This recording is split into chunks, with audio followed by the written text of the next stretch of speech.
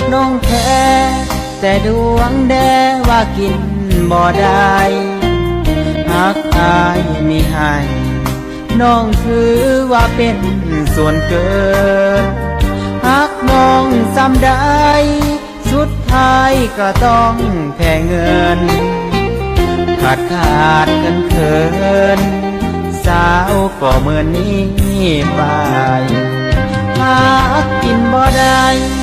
ยังติดคาใจของสายจักเป็นจังใดคือลืมบ่ได้จากเธอเขาหักเขาแท้เป็นอย่างเขาคือบ่เสือกะพูดกะเลือเป็นอย่างบ่เสียสามไว้อยากไปก็ไปหาคนใหม่ให้สมใจเจ้าไปเป็นเมียเขากับสายที่เจ้าไม้ปองกับหนุ่มเศรษฐีเขามีสร้อยแหวนเงินทองส่วนอายนวลน้องเนื้อทองบ่ต้องมาสนขอให้หน้ามนต์หากันจนไม่เท้ายอดทองให้นวลนางน้องได้จับกระบองยอดเพชรเด้อลาส่วนอ้ายมันจนหน้ามนต์ต้องขออำลาบุญนี้เอาไว้ชาติหน้าการดาค่อยมาพบกัน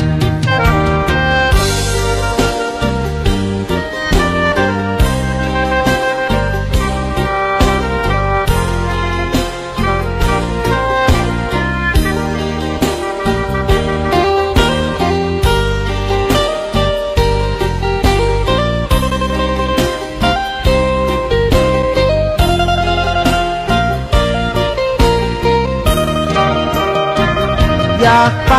ก็ไปหาคนใหม่ให้สมใจเจ้าไปเป็นเมียเขากับสายที่เจ้าไม้ปองกับหนุ่มเศรษฐีเขามีสร้อยแหวนเงินทองส่วนอายนวลน้องเนื้อทองบ่ต้องมาสนขอให้หน้ามนต์หากันจนไม่เท้ายอดทองให้นวลนางน้องได้จับกระบองยอดเพชรเด้อลาส่วนอ้ายมันจนหน้ามนต์ต้องขออำลาบุญนี้เอาไว้ชาติหน้าการดาค่อยมาพบกัน